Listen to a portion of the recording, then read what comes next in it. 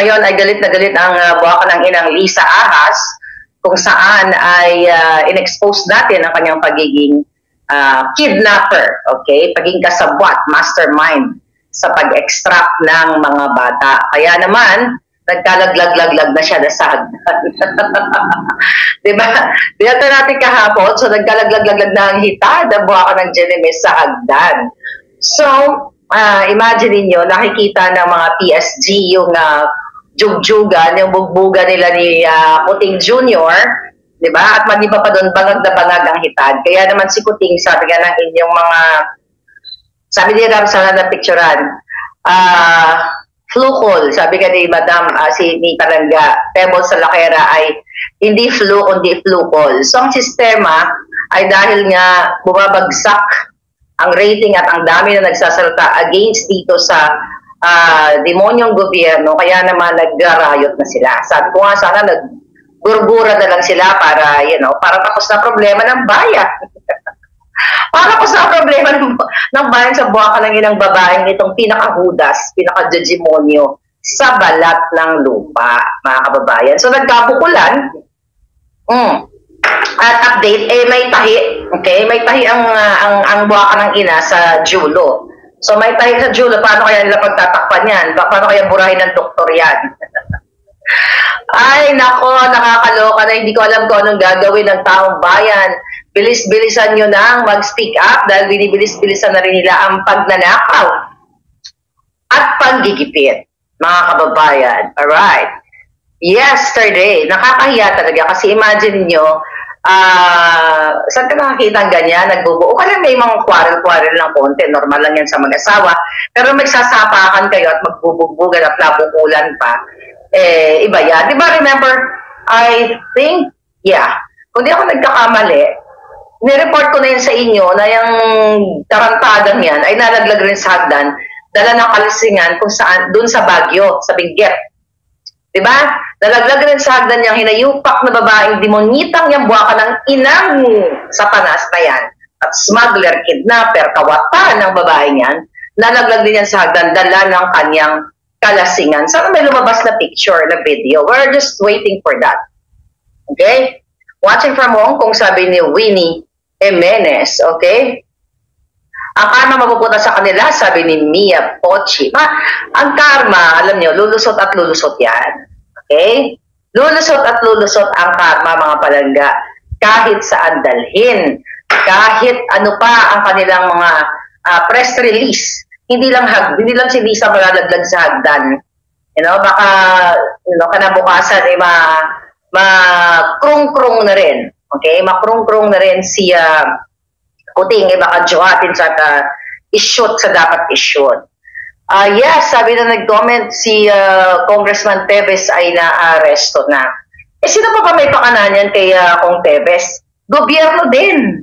Diba? Pagigipit, pakipagsabwatan ng DOJ, ni Lisa, ni Kuting, dahil nga gusto nilang maghari-hari doon sa sugalan sa Negros kung saan nandoon si Teves, di ba? Alam niyo naman yan, isa yan sa mga dahilan.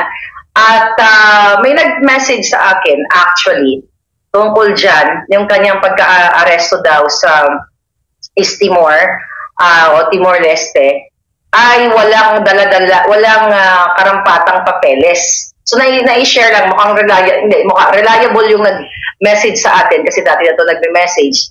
So, bigla na ang nangyari daw doon, actually, hindi ko nabasa yung buong balita kasi kagigising ko lang. Woke up like this, mga palangga. It's 2 a.m.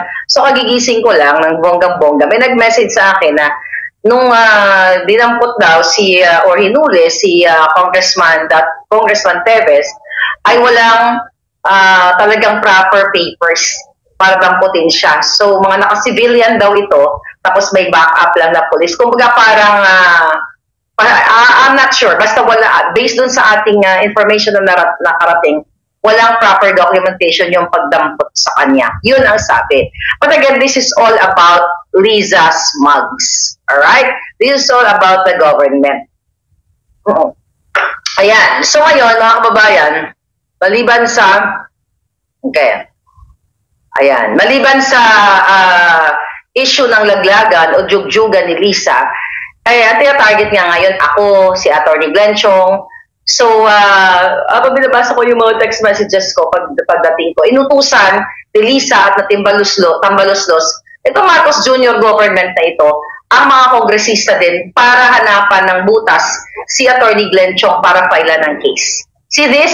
Itong buwakan ng inang gobyerno ninyo na imbis natutukan ang paano mabigyan kayo ng trabaho, paano kayo mabigyan ng peace and order, paano mabawasan ang mga pulburon, bagay sila kasabwat, mga palangga, abala sila sa pag-suppress, sa pag-silence sa kanilang mga kritiko. Pero tatahimik ba tayo? Hindi. It's real na nalaglag sa hagdan. Oh, yes. Yes. Ayun yan sa ating informer sa loob. Nalaglag ang buwaka ng ina. Dapat nabitas na yung giti ng albot. Ano? Oh. Kaya naman, itong mga kongresista ngayon na maliban sa binigyan niya ng generous allowance ni Lisa through Tambaluslos, through Romualdez, ay abala sila para gipitin naman si Attorney Glenn Chong. Di ba? Si Pastor Kibuloy, ayan, ginigipit yung SMNI. Gusto na nilang tanggalan o tinanggalan na nila ng prakisa pero mag-a-appeal pa yung mga yan. So, mga kababayan, okay, itong gobyerno ni Kuting ay hindi sila nandyan para sa inyo. Nandyan sila para magnakaw, para maging part si Lisa sa pagiging, hindi para tulungan ang kanyang mga illegal, mga business partner sa illegal na gawain para mangkidnap, di ba? Kasi galit na galit si Lisa Ahas Araneta Smugs, okay, maliban sa smuggler, nung inere natin ang kanyang boses na kung saan ay nanghingi nga siya ng assistance sa asawa ni Teddy Boy Locsin Jr.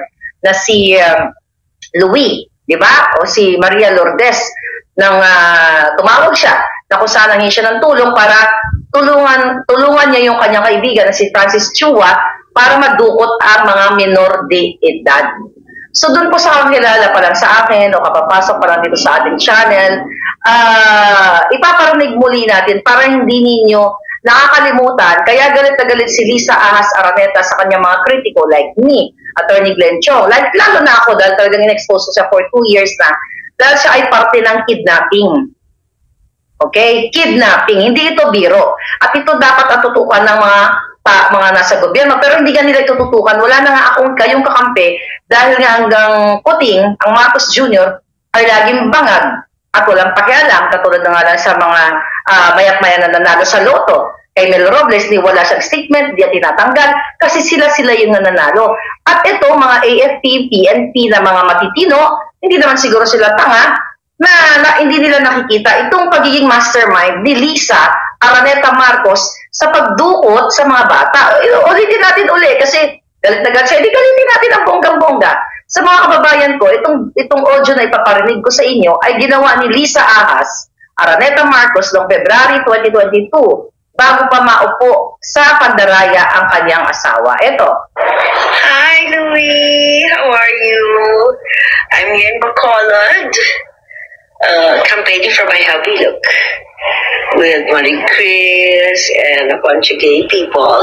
But anyway, the reason why I called you is I have a favor to ask you. We gave all the documents not to Mila, but syempre iba pag tumawag ka. A good friend of ours, Francis Chua, basically has a problem in Istanbul, in Turkey, so he went to court. The judge issued an order in his favor. So now we're just having everything authenticated so that it can be served in the embassy in Istanbul, right? So Mila has all the documents. I won't bore you with the details, but if you could call Mila and just give it a little push. Everything's above board, don't worry. I'm very good at that. But yeah, that's it. So I hope to see you soon. Ayan. So, dyan sa galit na galit, mga kababayan, dyan galit na galit, ayan. Teka, umulit. Okay.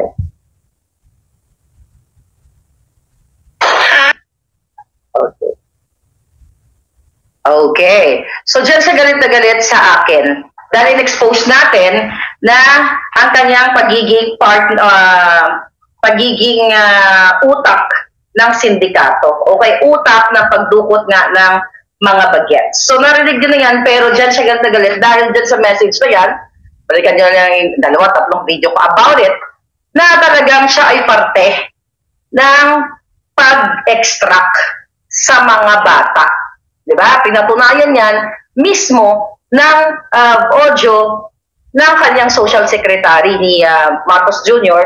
na si Bianca Zubel, na kung saan na nakiusap kay Lisa Ahas Araneta Marcos na i-hold muna ang pagpapalit sa ISAP ng chief dahil nga nasa Turkey na ang mga inutusan ni Lisa para dukutin ang mga bata. Yun yung mga anak ni Chua, right? So ito, pakinggan natin para sa kalwanan ng ating bayan. Liz, hi. Sorry to bother you, but I just got a call from Thor, and they're a bit concerned because they've gotten an order daw that the chief of ISAP is supposed to be changed by Tuesday, and there are people that are out to do some extraction. If it's possible to just keep the ISAP as is daw para hindi magulo yung extraction kasi 2 weeks pa yata or something like that. Or please call Thor. I might be saying the wrong things, but Thor needs some from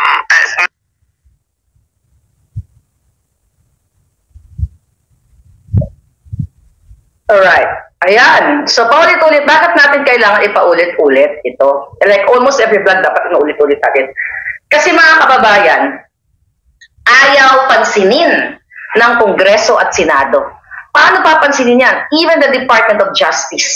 Wala nang, dahil hawak ni Lisa yan. Sabi ko nga, mga kababayan, ito ay what? High crime ito. High crime na ang First Lady ay nakialam sa pag-kidnap. Narinig niyo mismo sa kanyang social secretary na si Bianca Zubel ang salitang extraction. Kaya naman si Lisa Ahas Araneta Marcos ay inaatasan, inuutusan ng kanyang pinsan si Tambaluslos at ang mga kongresista para lahat ng kritiko laban sa kanila. O kritiko laban sa kademonyohan nila. It's not really laban sa kanila, kundi sa kanilang mga gawaing pang bubudol at gawaing pandaraya. Like si Atty. Glenn Chong. Ang sabi lang ni Atty. Glenn Chong, pag nandito ka sa harap, Lisa, doon sa kanyang speech, even sa Maisog Rally, sinabi niya yon. At doon sa Liwasang Bonifacio, jajampalin kita kaliwat kanan.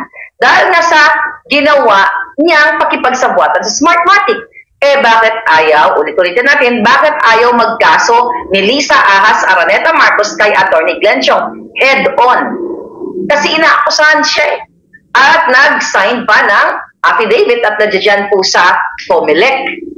Okay? Sinay na ni Atty. Glenn Chong noong September last year na inaakusahan niya si Lisa at sinalaysay niya ang kanyang mga no-witness ang pakipagsabuatan ni Lisa Ahas.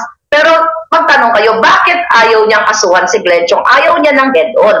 Kasi makaparay siya sa korte. Kaya ang ginagawa ni Lisa putang ina ay nagbabayad gamit ang pera ninyo through budget dyan sa mga kongresistang mga ulul, okay, na kasuhan o pahiyain si Glenn Chong. Hindi naman kami mapapahiya, hindi siya mapapahiya. Dahil itong mga dishonorable na mga kongresistang mga hinayupa, yan ay mga kiss-ass, yan po ay nakikinabang sa pera ninyo at sila ay mga asong julol at sunod-sunuran kay Lisa at kay Tambaluslos. Dahil pag sila ay hindi sumunod, ay tatanggalan din sila ng budget.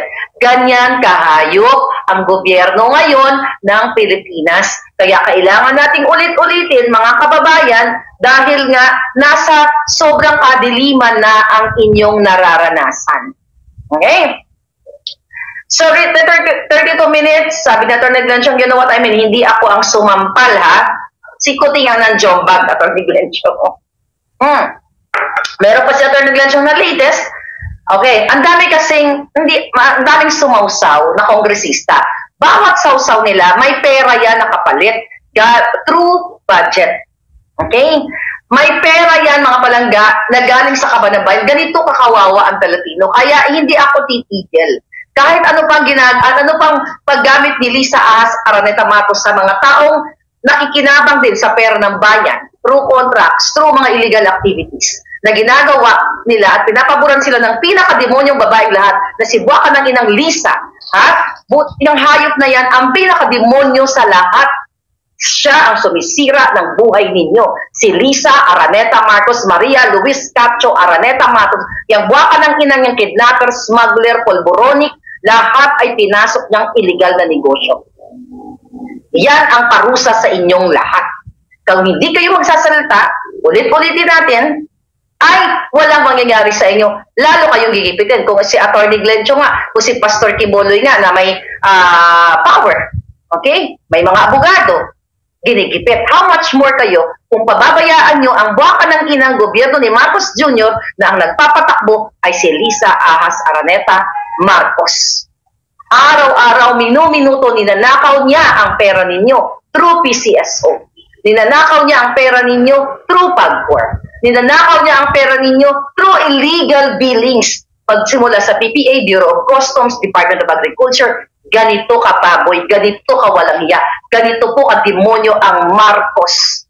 Okay? Marcos Araneta Administration. Sabi ka ni Atty. Glenn Chong, 21 hours ago, ito yung binanggit ko, yung si Suarez, Representative Suarez.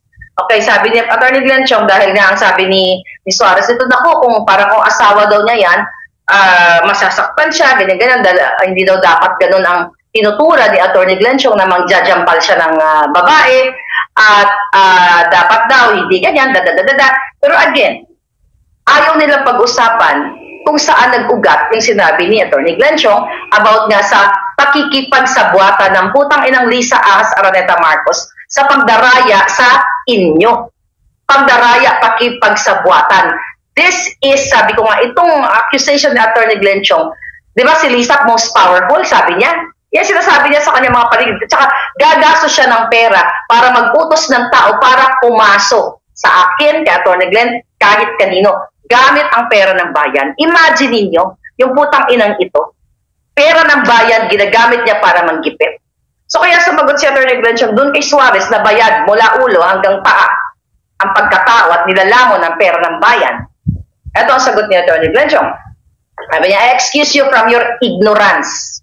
I never used, kasi may sinabi si Suarez na tungkol kay Atty. Glenn na dati siyang kongresista, nakalimutan niya yata niya yung parang title na honorable. Diba? Horrible kayo. Kayo ang horrible. Kaya ito yung sagot ni Atty. Glenn Chong. Excuse you from your ignorance. I never used and did not take pride or joy in using the word honorable. When I was congressman, I did take pains to have it removed from my name in all programs. Invitations, etc. People, especially the school children in my district, simply shout my name, Glenn Chong, in their schools or in the streets. Tandang-tanda ko yan. Bago noon pa, in 2017, nung start kami nagkakilala ni Atty. Glenn Chong, lagi niya itong sinasabi na hindi siya nagpapatawag ng honorable. Just plain Glenn Chong. Okay? Sabi niya nga dito, for me, the title is freely bestowed upon persons who rightly deserve it. It should not be imposed by persons in power to mark their high status. Exactly. Eh mga nasa Kongreso at Senado, akapal na mukha niyo, gusto kayong tawagang honorable. Pero ginagawa niyo horrible. Ang ginagawa niyo ay puro pagnanakaw, puro pagbabribe, puro pambababoy sa Pilipino. You don't deserve to be called honorable or horrible. O kawatan, mga kawatan kayo. Sabi Atty. Glenn, I believe I do not deserve it, so I did not impose it. On the other hand, there are persons who believe they deserve it even if, in fact, they are nefarious crooks and thieves. Alam ng mag-asawang Marcos kung ano ang kasalanan nila sa akin at kataksilan sa bayan. Kaya nga, tahimik lang sila. It is not dishonorable to expose their misdeeds and vent our indignation in public. It's true. Diba? Hindi dishonorable ang magsabi na si Lisa ay isang kaparte o mastermind ng kidnapping sa Turkey. Dahil ang ebidensya, ang bunganga ni Bianca Zobel at mismo ang boses ni Lisa Ahas Araneta Marcos ay patunay na siya ay mastermind ng pangdurukot ng kabataan. Kaya hindi dishonorable ang magsabi na si Lisa ay kasabwat ni Michael Ma sa smuggling. Hindi rin dishonorable ang magsabi na si Kuting at si Lisa ay kasabwat ni Mark Anthony Sayarot dahil imbis na makulong ay pinalaya pa nila yan. You know what? I will show you a video. Remember yung kararating lang ang ating informasyon. Yung binlag ko sa inyo na si Lazo, okay? PIDEA Chief Lazo, yung dinibdiban niya, yung abogado na nag-work din sa PIDEA na si Attorney Delgado, okay? May nakarating na ebidensya. Dati sketch pa lang yung pinakita ko sa inyo.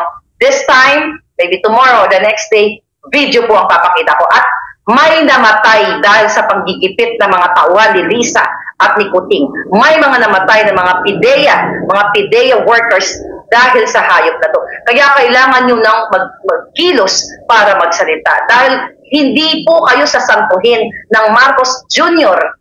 at ng Lisa Ahas sa kahit anong anong level. Dahil kaya nilang dumurgor. May namatay na PIDEA worker. Hindi ko lang masabi yan kasi hindi ko pa mahaba kasi yung report sa atin. But ito ay may kasamang video. Talagang kukulo ang dugo ninyo. Hindi ko intensyon na kukulo ang dugo ninyo. But you have to know. You have to know kung kaano kawalang kahayop ang gobyerno ni Marcos Jr. at ni Lisa dahil hindi lang po kidnapping ang ginagawa, hindi lang smuggling, hindi lang pulburonic, kundi ang pagkitil sa buhay ng mga military. Itong mga kapulisan na nasa PIDEA na sa sobrang stress dahil tinanggalan everything, namatay ng walang kapusti-hustisya dahil ginipit ni Lazo, ginipit ni Lisa, ginipit ni Marcos Jr. So you have to speak up, mga kababayan. Lisa, patatahimikin mo ako pero sa mga kaso-kaso. Kasuhan ninyo ako, ilabas mo lahat yung putang ng mga kaso ninyo. Yung mga gamit ng mga designer, yung mga scammer, sige, i-file nyo lahat ng mga kaso. Dahil yung mga scammer na ginagamit mo, Lisa, di ba? Ang tatangan ng mga yan. Okay? Dahil open ang kaniya, yung latest, may nag-send sa akin. Okay? Yung latest na nagkaso-kaso, hindi, sige, go. Di ba? Open book ang pagiging scammer mo. Open book ang pagpapalit ng mga etiketa ng damit na binili sa SM at binenta ng what? Times 5, times 10, times 20. Maulol kayo mga putang ina ninyo, ang lalakas ng loob ninyo. Kasi nangako si Lisa Ahas Marcos sa kanila, itong lahat na kumakaso sa akin, nakasuhan si Maharlika, siya bahala magbayad sa mga abogado. See? At kakarayin kita, Lisa. Lahat ng pwede mong bayaran, kakarayin kitang putang ina ka, hindi lang sa FBI.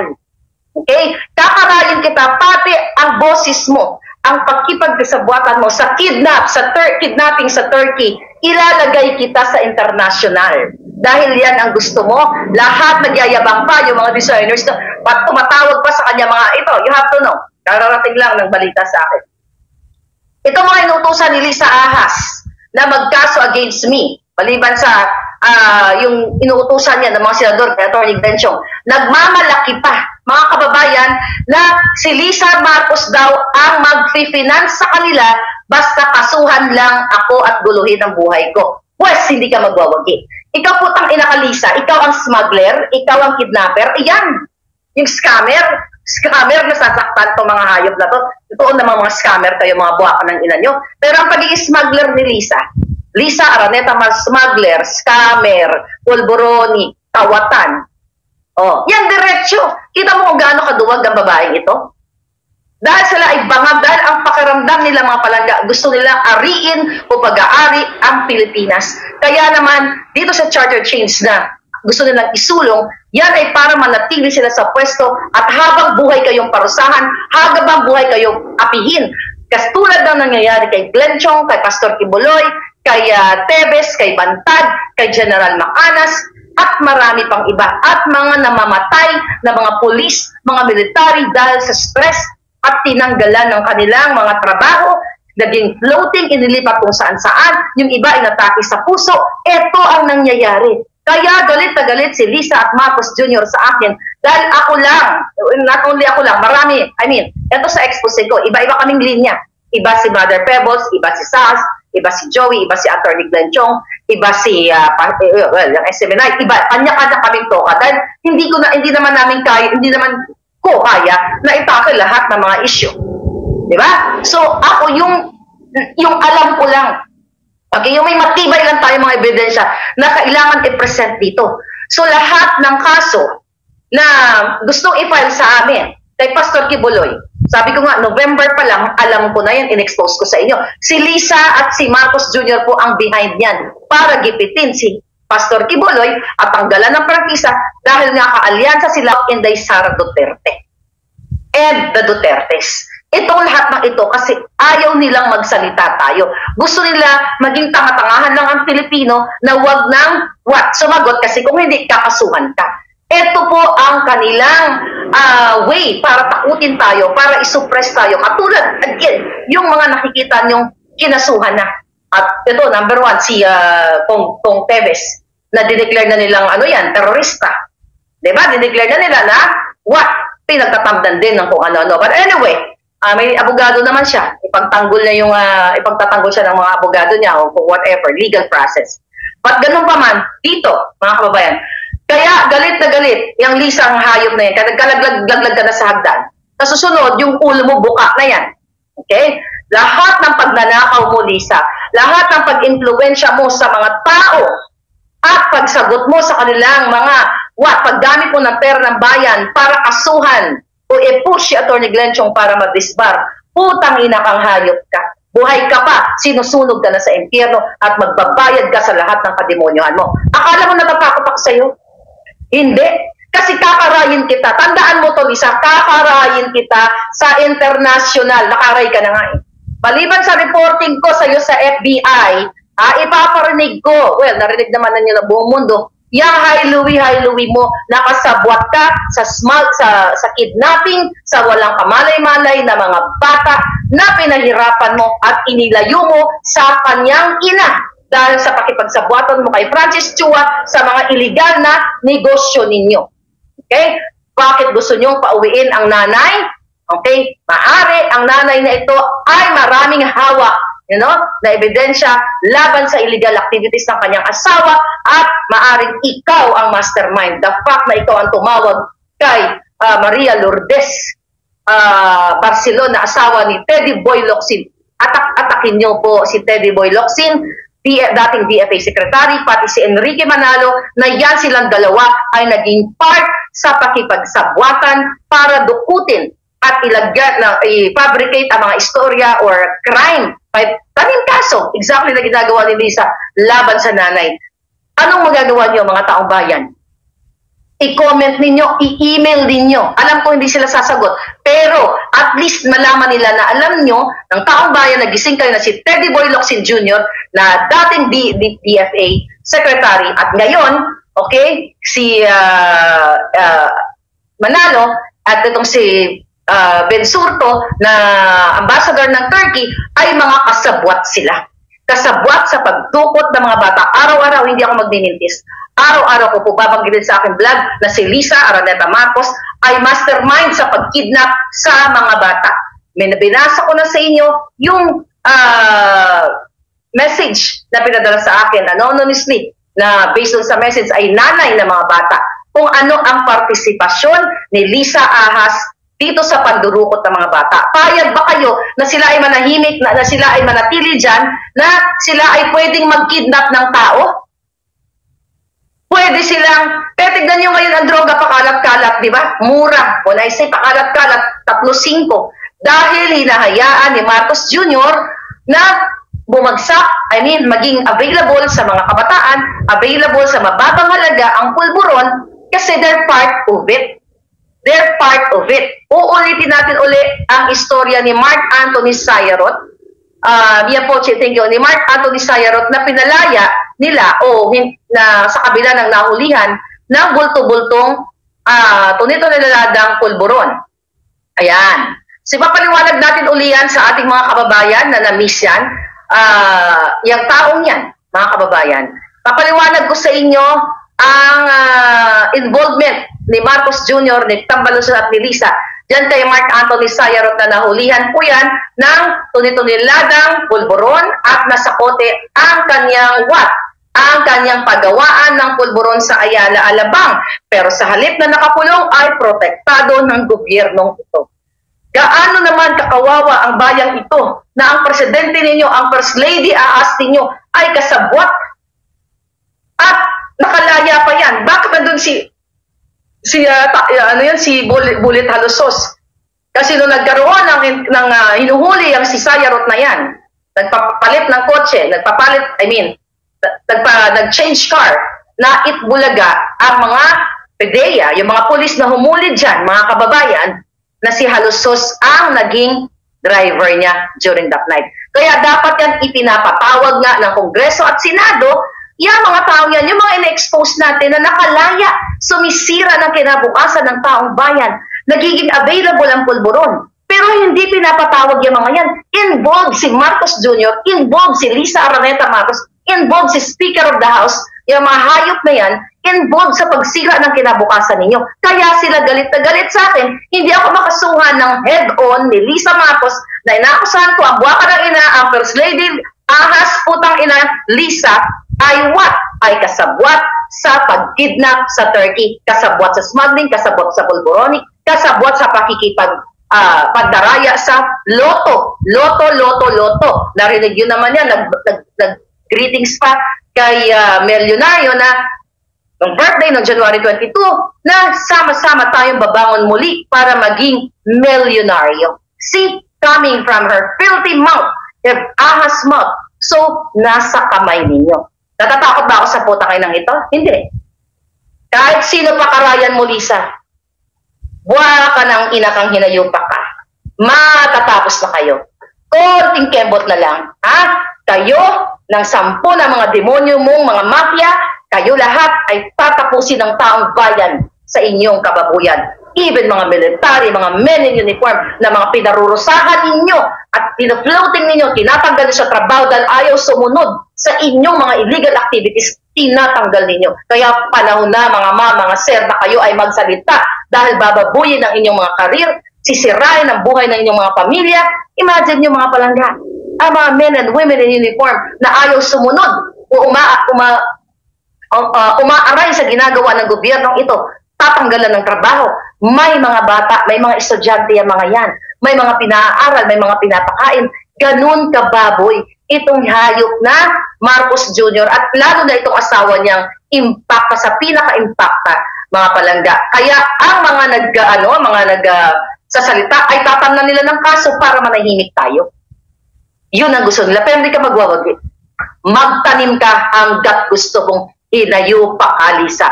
Hindi kita titigilan. Araw-arawin ko ang taong bayan hanggang sa magising ang lahat na si Lisa Araneta Marcos ay mastermind po ng kidnapping sa Turkey. Diba? Again, kung ito ay kasinungalingan, bakit ayaw niyang lumaban ng head-on? Bakit ayaw lumaban niya kay Atty. Glenn Chong ng head-on? Kasi duwag ang buwaka ng inang yan. Pangag, ang alam lang yan, manggipit, magnakaw, magpanalo sa loto, makipagsabwatan sa droga. Ang mga pamilya niya ay kasabwat. Diba? Ang kanyang mga pinsan ay kasabwat sa mga pulburon. Pag nanakaw sa DSWD, ang dami mga palangga. Hindi ko nga ito matatapos sa dami ng mga nagsisend sa atin ng mga information direct from the government mismo, from that agencies. Hindi kakayanan ng powers ko pero I'll try my best. Kaya gusto nilang baguhin ang konstitusyon para manatili, busalan, masahol pa ito sa diktatorya noong panahon ng senior. Dahil dito, hindi lang kayo patatahimikin, gugurgurin kayo, tatanggalan kayo ng kinabukasan. Kaya kayo mga sir, men and women in uniform, sayang po ang inyong mga honor, mga pinag-aralan na bababuyin lang kayo ng isang putot mudlo na si Lisa Ahas. Ako, tingin mo natatakot ako, Lisa? Natatakot ako? Sige, imbitahin mo pa lahat ng mga scammer na designer na pinibigyan mo ng pabor. Binibigyan mo ng mga project gamit ang pera ng bayan na baka ng inaka, imbis na ang asukasuhin nyo ay para sa taong bayan, mas pinapaboran nyo ang mga designers na ngayon nagpapagawaan ng bahay. Mga hayop na kayo, tanginan yung lahat. Kayo ay mga mga asong ulol ni Lisa, wala kayong maipagmamalaki kayo na mga nakakisas sa kipay ni Lisa, mga designer na walang maipagmalaki sa kanilang mga amiga, sa inyong mga pamilya. Kayo ay kasabwat sa isang kidnapper na si Lisa dahil kayo ay nakikinabang sa pera ng bayan. Sa bawat pagbibigay sa inyo ng pabor, mga palangga, okay? Bawat pagbibigay ng pabor sa kanila ay what? Sila ay sumisira ng kinabukasan ng bayan. Kaya huwag nyo kung tinatakot-takot, kukutsarahin ko yung mga kipay ninyo, mga ayos kayo. Umamin na isang vlogger, sabi ni Lloyda, na ano inamin palangga? Yan ang dapat ninyong malaman. Baka daw mag-martial law. Yan ang gusto nila. Diba? Yan ang gusto nila, mga kababayan. Imagine ninyo, mga kababayan, sa mga kapapasok lang, saan kayo pupulutin? Dito pa lang sa Matrix na ito. Dito pa lang sa Matrix, dati pa yan, last year pa yan, yung ulo ni Lisa na yan. Sa Matrix na yan, pinakita ko sa inyo na halos lahat ng inupo ni Lisa Smugs ay kamag-anak, kaibigan niya, kasabwat niya sa kanyang mga illegal activities, mga kababayan. Kung hindi nyo to titigilan yung hayop na to, kawawa kayo. Hindi ako ang magiging kawawa dahil ako ay nakakakain ako ng 3 times a day, may higit pa. Kung hindi nyo titigilan ang pakikipagsabwatan ni Lisa kay Michael Ma, na Special Envoy to China na ngayon at ginawa nilang Special Envoy to China, kahit na ito ay pinangalan ng smuggler, mga palangga, ay patuloy na nandiyan sa gobyerno, kumakamal ng pera ng bayan. See, nasa mga kamay ninyo kung paano wakasan itong taong ito. Oh, hi. You guys are great. Thanks for the support. Okay. Kasi ayaw ko makalimutan tayo. Babago muli. Oh. Yan. Oh. Yan, yung jung na yan. So nakita ninyo, hanggang ngayon namamayagpag. Anong asahan sa Senado, sa Kongreso? Last year, 2023, isang taon na. Anong ginawa dyan? Pinigil nila ang hearing. Wala ng hearing. Smuggling yan. Economic sabotage. Kawawa ang buong Pilipinas. Kawawa ang mga magsasaka. Pero anong ginawa ng putangin ng gobyerno ni Lisa? Dahil kasabwat niya sa smuggling yan. In-appoint na Special Envoy to China. Kumusta kayo? Kumusta ang Kongreso Senado? Ayaw na ipatawag. Kaya halos lahat ng mga putang inang yan kasabwat sa economic sabotage. Diba?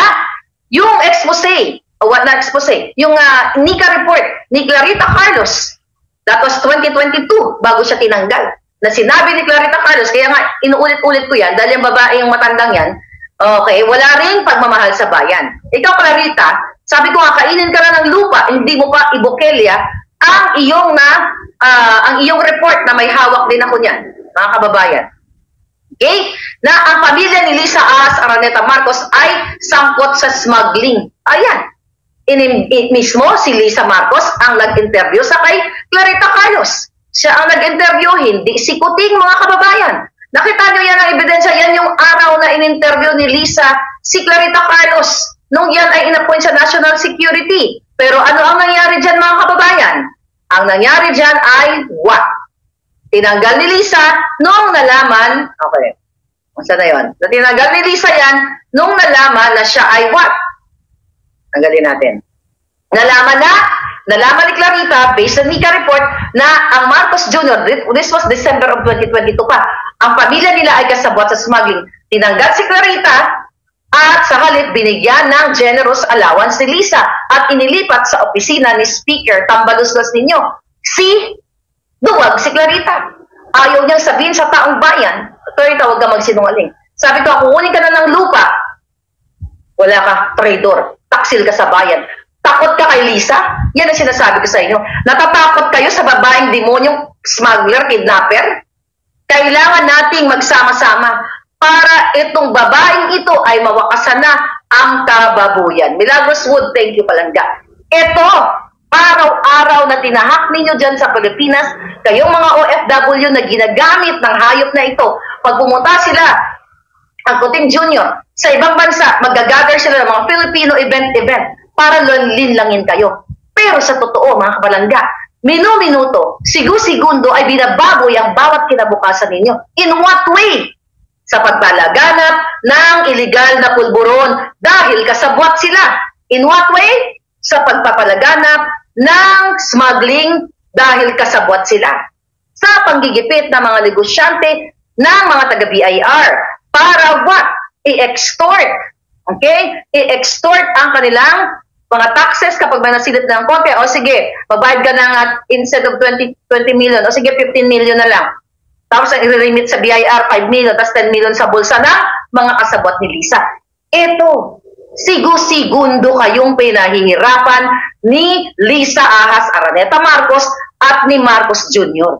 Kaya gusto niya tayong i-silence. Ito ngayon ang ginagawa ng mainstream media na mga kasabwat din ni Lisa. Tahimik ang mga buwaka ng ina. Hoy, mainstream media, narinig nyo ang bunganga ni Lisa na nakipag-usap sa asawa ni Teddy Boy Locsin na dating DFA Secretary, pero wala kayong ayaw yung ibalita ang napaka-importanting balita na nasasaktan ang bawat Pilipino, bawat mga kabataang inaagawan ng mga anak dahil ang mastermind ay si Lisa. Tahimik kayo, mga taksil, mga traidor kayo lahat. Ayaw niyong pag-usapan ang kidnapping issue ni Lisa? Ayaw niyong pag-usapan ang kidnapping issue ni Bianca Zubel na narinig niyo na i-hold muna ang extraction? Extraction kahit sa ang definition ninyo, kahit sa ang i-google ninyo ang ibig sabihin ng extraction is what? Taken by force. Sapilitan, pigilin, labag sa batas. High crime yan. At kung meron ng bitay sa Pilipinas, kulang ang bitay sa mga putang inang ito. Dapat panagutin. Pero tahimik ang mga kongreso. Tahimik ang mga taga-senado. Bakit? Walang kakampi ang Pilipino, kaya kailangan nyong magkilos. Kailangan nyong magsalita. Dahil ako mismo, mga palangga, ay gusto nilang kitilin ang buhay. May bounty ang ulo ko. Papatayin ako ni Lisa sa pamamagitan ni Robles at ng kanyang mga kaalyado. Remember, pinag-usapan nila sa Duckworth Bar and Restaurant na pagmamayari ni Maynard Ngo na inappointed na special envoy to China. Mga kasabot ni Lisa Smagsen sa lahat ng kanyang mga activities. Doon pinag-usapan nila Robles na pera sa loto ay tatargetin nila yung ulo ko kasi gusto nila ako patahimikin, gusto nila akong gurgurin para wala na pong mag-expose sa mga kababuyan na ginagawa ng gobyernong ito. Abangan nyo, kung hindi ngayon, hindi mamaya, bukas, yung video kung paano tinarantado ni Virgilio Lazo sa ng PIDEA ang dating worker dyan sa PIDEA na si Attorney Delgado, at marami silang pinagtatagal. Makikita nyo sa video kung gaano kaabusado ang buwaka ng inang Lazo, ang kanyang mga goons na nasa likod niya. Ito gusto ko ipakita sa inyo. Sabi ko, total, gusto nila akong patayin, di ba? Might as well, give it all. Ipakita ko sa inyo lahat kung gaano kababuyan. Lahat ng nagbibigay sa ating information, as long as may basis, ipapakita natin dito sa inyo. Katulad na nga lang ng pinakamalupit na smuggling o kidnapping, smuggling na ginagawa ni Lisa Ahas Araneta Marcos. Mga Pilipino, mga kababayan, kung hindi kayo kikilos, sino ang kikilos? Kung hindi kayo magsasalita, sino ang magsasalita? Hindi lang ito mangyayari kay Maharlika, kay Glenn Chong, kay General Macanas, kay Pastor Tibuloy, kay Bantag, kay Teves o kung kanino pa, yung panggigipit ng gobyernong ito. Hindi sila nandyan para kayo ay proteksyonan. Kundi nandyan sila para kayo ay patahimikin. Nakita nyo naman sa social media, kasabwat din ang mga mainstream media na walang bayad, walang balls, na dating anti-anti Marcos, diktador-diktador. Pero dahil binayaran na, most of them, ni Lisa Ahas Araneta Marcos, para manahimik, okay, sila, at huwag tumiligsa sa gobyerno. Kaya mga walang bayad, they are not for you, even mainstream media. Don't support them. You know why? They are for vested interest, personal interest sa kanilang mga negosyo. Dahil kung yan yung tinaguriang Port Estate na supposedly ay tagapagsalita, katuwang ng taong bayan sa mga illegal. Itong boses ni Lisa pagiging mastermind niya sa pag-extract sa mga bata. Boses ni Bianca Zubel na pag-extract sa mga bata sa Turkey. Hindi pa ba sapat na magsalita ang mainstream media as Port Estate of the country? Pero wala. They don't want to talk about it. Why? Maari sila ay nasungal-ngalan na ng pera ni Lisa. Ang mga inuulat nila ay mga kachipan, mga kalandian, ng mga kabataan, mga kapukpukan. Yan ang gusto nilang iulat, mga nonsense na balita. Pero itong national issue na pagiging kidnapper, smuggler ni Lisa, wala ni sino man ang magsasalta ng pangalan ni Lisa. Ako lang, si Glenn Chong at marami pang iba at kayo, you're there, nandiyan kayo. At because of you, lalong lumalakas ang loob ng taong bayan na magsalita. And you, Filipinos, men and women in uniform, kayo na ngayon ay ginigipit, hindi lang sa PIDEA, sa PNP, sa AFP. You have to speak up, mga sir, mga ma'am. Itayan nyo na ang inyong buhay para sa Pilipino. Binababoy na ng hayop na butod, mudlo, putot, smuggler na si Lisa, kidnapper, ahas, Marcos Jr., and sama-sama ng mga hayop na yan. Ang pera ng bayan, binababoy kayong lahat. Wala nang saysay na mamuhay sa Pilipinas kung ang inyong presidente, maliban sa bangag, ang inyong presidente ay kasabwat lahat ang illegal activities. Walang saysay mabuhay sa magandang bayan kung ang mga taong nakaupo ay kinakamkam ang pera ng bayan. Kayong mga nasa Kongreso, wala kayong may pagmamalaki. Kayong mga nasa Senado ng mga tiwali, ang mga budget natin, trillion budget every year, pinambibili ng mga bahay ng kanilang mga kabit, ng kanilang mga asawa sa Paris, France, sa Amerika, sa iba't iba pang bansa. Samantalang kayo, ang bigas ay hindi nyo kayang bilhin kahit isang sako man lang, magkaroon man lang kayo ng stock sa inyong bahay in case of emergency o in case of tagulan o whatever.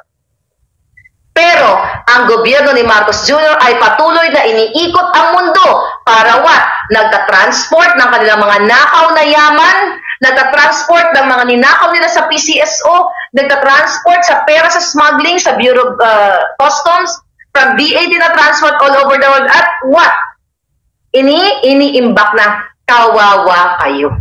Kawawa kayo, kaya nasabi ko sa inyo, kahit sa huling patak ng dugo ko, hindi ako kailanman mapapatigil ng putang inang Lisa Ahas Araneta at ni Marcos Jr.